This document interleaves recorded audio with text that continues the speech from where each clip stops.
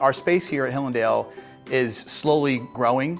It's a very organic space here at Hillendale, and we are really proud of it. And we're in the kind of the infancy stage of the space growing and how the kids are going to be using it. But so far, it's already made a huge impact just in the first few months that we've had this space open and available for kids and for teachers. Kids are coming in not only for their special area classes, but homerooms are bringing their kids in here to work on STEM challenges, to work on projects that they're working on in the classroom that they want to put a tech component into. So it's really becoming a hub of learning in the building, and it is providing kids and teachers an alternative place to come to do a variety of different activities that they're working on in their classrooms. Today we're working on CodeSpace EDU. It's an app where we could make an environment, and then we would use a merge cube to make that background come to life. So I added the Grinch, a normal woman, a normal girl, and a Santa with his reindeers. One of the things we're doing here at Hillendale is really incorporating a lot of those skills that companies are looking for in those 21st century jobs, where kids are working together, they're cooperating, communicating, doing all those things with tech, and doing things in a creative way where they don't really know they're working on those skills, but they truly are. And we're really kind of setting the groundwork for what they're going to be seeing in their futures.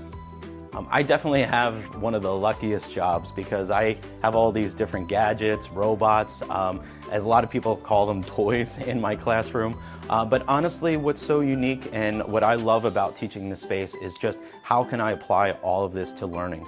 So even though it might look like a toy, but it has definitely an educational value as far as like the robots go. Watching a kid create their first program to have their robot travel through a maze and something that they actually piece together, it's kind of an amazing feeling. In these devices, we used to be wired and in rows, but now we have the ability to go mobile. So once again, if students are working in groups, they can move around to different parts of the classroom, working together on either one device, and they can travel around. I think that makes it a unique space.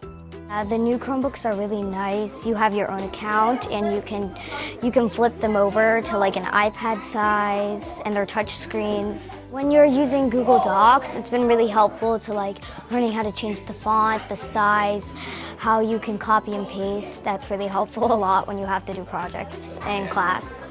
I think the way the space is set up and the ability to use different devices and for the students to make their own choices, I think it's added a little more creativity, and creativity that the students can actually own themselves.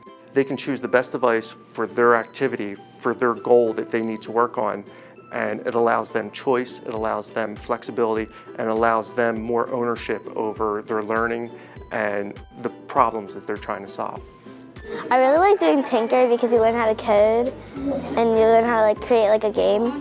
There's like different levels on Tinker. You learn how to like move like things back and forth, learn how to like change the color of them. It doesn't really tell you what to do. You have to figure it out, and then you have to like restart if it doesn't work. The spaces I think are fantastic. We've in the last 2 years we've made a change from a traditional computer lab where it was just rows of computers, but now we've moved into a much more flexible environment. Students have the ability to move and relocate, collaborate as needed, using Chromebooks and iPads instead of desktop computers. Gives us flexibility as far as tools to use when needed to deliver the appropriate kind of content. Coding specifically is just a great skill set. It's a lot of problem solving, lots of opportunities to collaborate. They are able to work through a problem. There's a lot of opportunity for failure, and there's great growth that comes from failure. So, you know, you do a program, you put in some commands, and your character jumps into the lake instead of on the path, and you go back to the drawing board and you start over. And you know, the key is to have the kids understand that's part of the process, that we work through that process. Through those failures, we get success, and you know, coding is a great tool for that. So if like someone's going to be a coder in my class, maybe I will, and then figure out how to code. Not only are we teaching some technology skills, but we're also teaching problem solving and collaboration. These are all skills that they're going to need for their future. It's kind of a little bit of everything in here. It's very high interest and high motivation also, and that's something that we've seen this year as compared to other years.